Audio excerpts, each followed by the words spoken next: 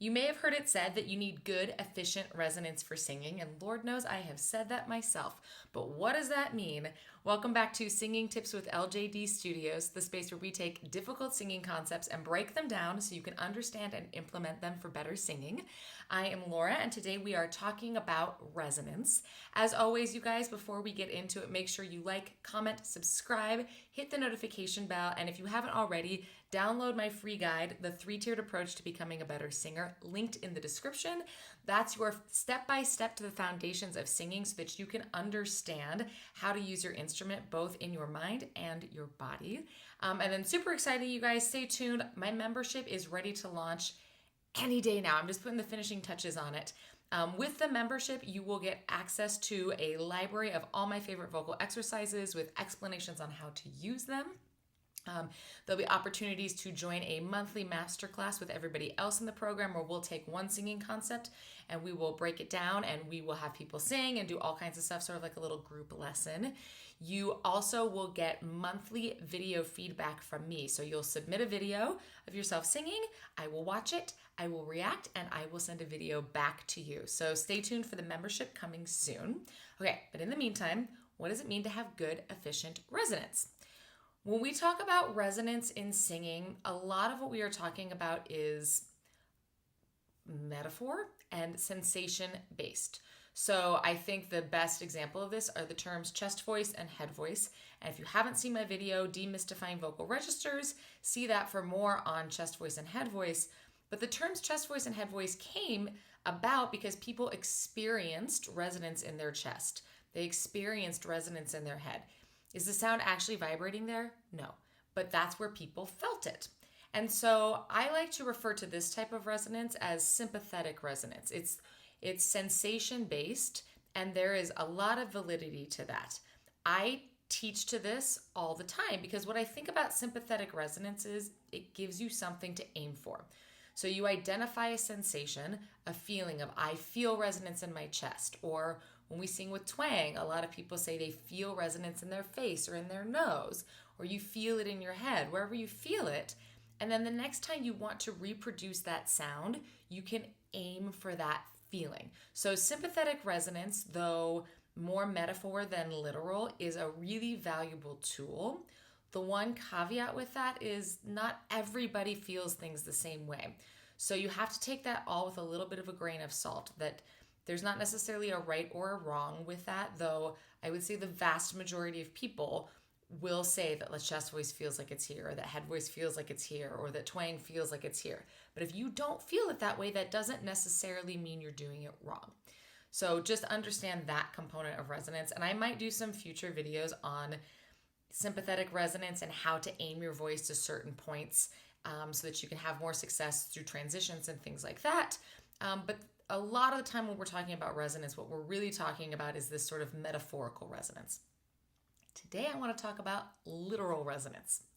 So every instrument has to have a resonator, right? Something for the sound waves to bounce off of. So if you're playing a guitar, right, the body of the guitar is the resonator. If you're playing a piano, the body of the piano is the resonator. The sound waves have to bounce off something or you would never hear it. As a singer, your throat and your mouth are your resonator. And what's really cool about being a singer is when you change the shape of your throat and your mouth, you change the shape of your resonator, which gives you the ability to make all kinds of different sounds. So think about like a flute. A flute can make lots of pitches. The overall tone color of a flute is always pretty much the same. Why? Because a flute never changes shape, right? I mean, you change it a little bit in terms of when you push down on a keyhole. I know I played the flute for 1 year in 6th grade. You change it to make different pitches, right? So that the air flows differently and you get a higher sound or a lower sound. But the overall tone quality is always pretty much the same. You hear a flute, you know it's a flute. With a voice, we have the ability to change the shape of our resonator so much so that we can create a wide spectrum of colors and a wide spectrum of sounds, much more so than a lot of other instruments can do, which is really, really cool. So changing the shape of your throat involves changing the position of your larynx, but it can also involve changing the position of your tongue, which is a little bit easier to do without guidance.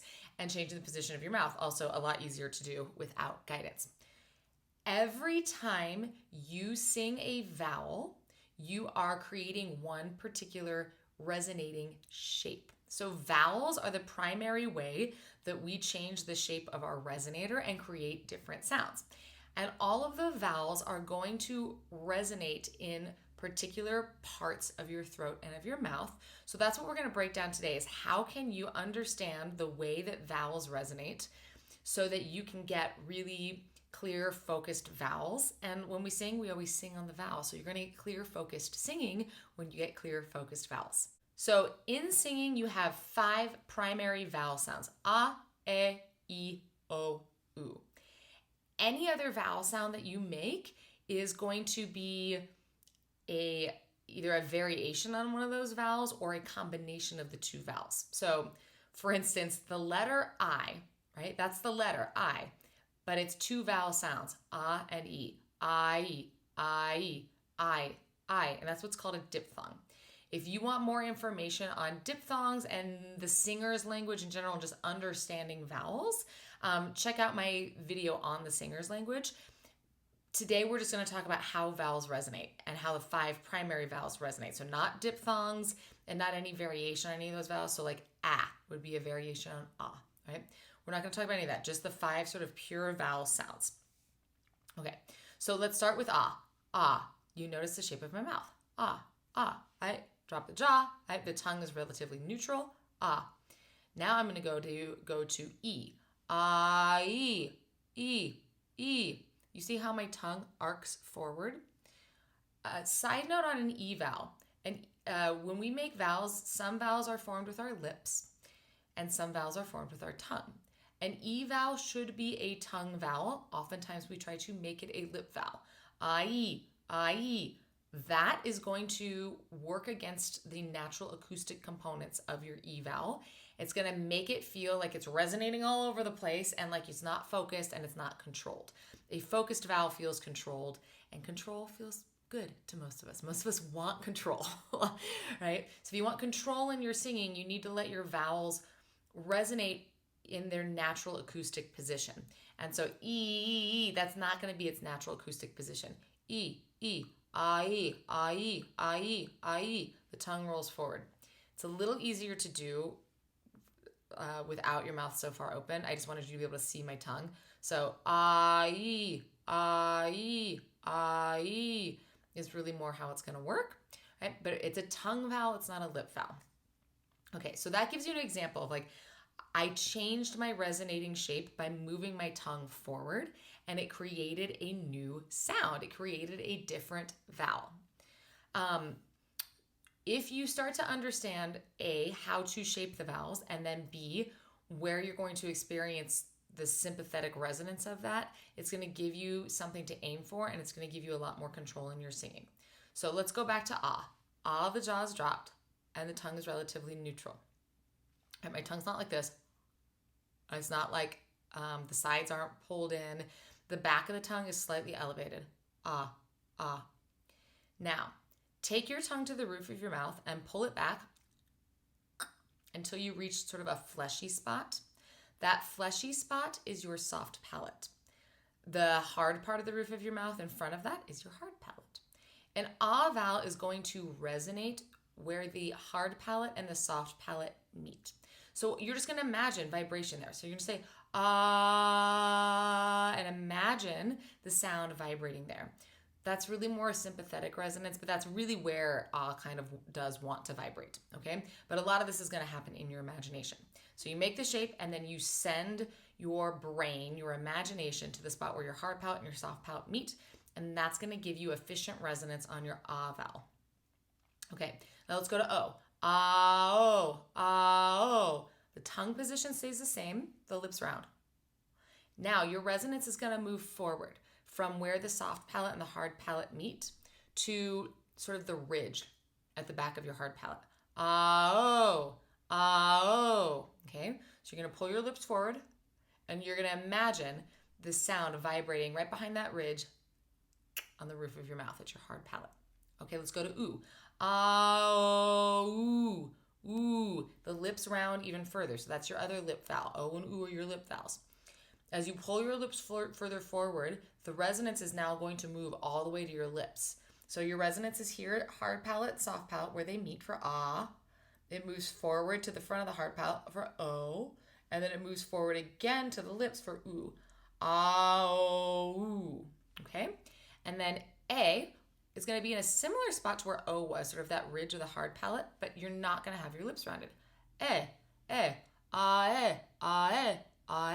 The tongue, however, is going to arc up and forward. Okay? And then lastly, E is going to be all the way to the teeth. Ah, E. So the tongue moves even further forward for E, and the resonance moves all the way behind your teeth. Okay, you guys, that was a super quick rundown of how vowels resonate. I'm watching my baby on the baby cam and he's waking up for his nap, so I had to get through it.